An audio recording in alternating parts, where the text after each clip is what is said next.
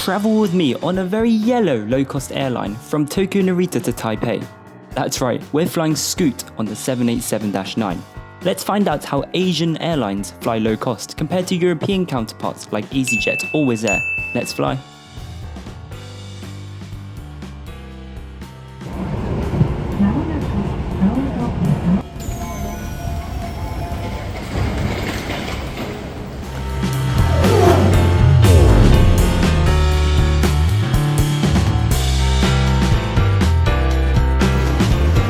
Good evening from Tokyo Narita Airport's Terminal 1. The terminal is really nice. Large, modern, clean, and very convenient of course. I'm super excited to fly on Scoot today on a wide-body aircraft but on a low-cost airline, which will be very interesting. The flight today is actually bound for Singapore, but has a brief stop at Taipei to drop off and pick up some passengers. Now, on most Asian carriers, if you buy a standard ticket, all passengers are allowed to bring on board one cabin luggage, which already sets them apart from European airlines, which only allow you to bring a backpack.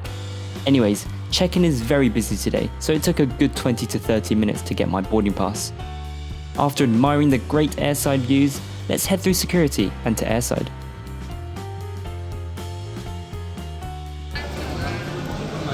Security was smooth and efficient, just like the rest of Japan. At airside, it was just another Asian airport, clean, easy to navigate, and had all the amenities you would ever want. Now, I got to the airport quite late tonight, so had to gate 33 quite quickly as the aircraft will be arriving imminently. The gate itself was spacious, perfect for boarding 300 passengers on a 787. Before boarding, however, I had some time to quickly check out the other aircrafts at the gates. What was super cool was this United 737. Tokyo Narita is actually a hub for many United 737 routes across Asia. Anyways, here's our 787 taking us on a 3-hour hop to Taipei, delivered to the airline in February 2015. Isn't the livery just gorgeous? After a very short wait at the gate, it's time to finally start boarding. Let's hop on board. Welcome on board. As soon as you board, you are immediately transported back to the 2010s as cheesy pop music blasts out of the speakers. Brilliant.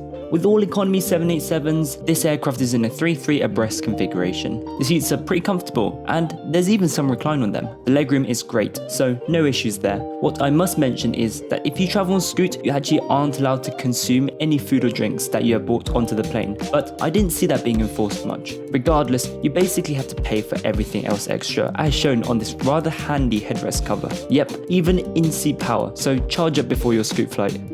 Regardless, apart from the overly yellow mood lighting, the seats themselves for a low-cost airline are very comfortable, so no complaints. I mean, they kind of have to be comfortable since some of these 787s do flights of over 10 hours to Europe. With that said, we begin an on-time pushback and depart into the evening sky out of Tokyo.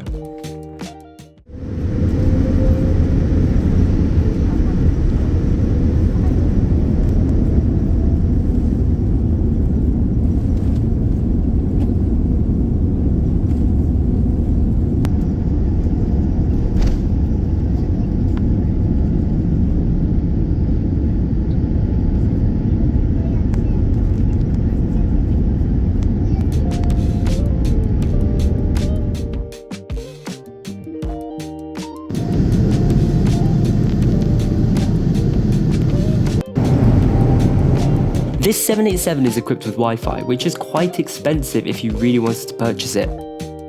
You also buy your in-seat power if required from here.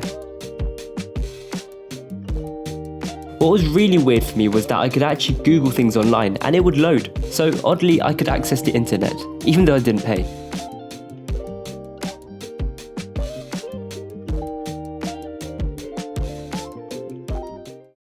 On the seat in front of you, the Scoot onboard cafe is the key highlight. The variety of foods and drinks and snacks is much superior to the European low-cost carriers. The way the food is shown on the menu also looks very appetizing. There are also in-flight hot meals available to order. I actually pre-ordered something this time. Here we are, a Malaysian specialty, nasi lemak. Now, I actually ordered a biryani, but I guess they didn't have that on board. People that pre-order got their food first, and I got mine within 20 minutes after takeoff. Alongside the hot main meal, you get a choice of coconut water or Coke, then a snack and dessert. I paid around £10 for this. Do you think it's worth it? In terms of the hot food, the rice was fabulous and had great fragrance to it. The main curry was a bit spicy for my liking, but it was tasty. Very surprising that this is served on the low-cost airline. You probably won't get the quality near this on something like KLM. After the main meal service ends, the crew immediately dim the cabin to force passengers to sleep. In the meantime, let's see what the toilets are like on board. And voila! Clean, white and bare minimum. Perfect!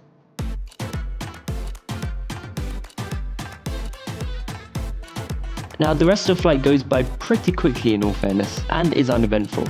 We're landing from the north into Taipei International Airport, Terminal 1. Apologies for the awful landing quality in advance, the condensation here in Asia makes it super challenging.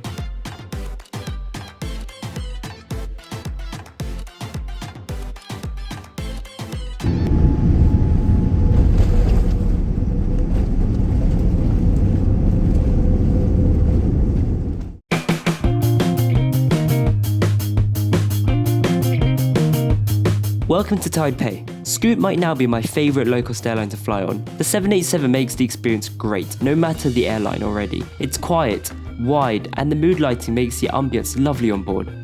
The food quality for a low-cost airline exceeded my expectations as well. I highly recommend Scoot for those travelling across Asia in the future.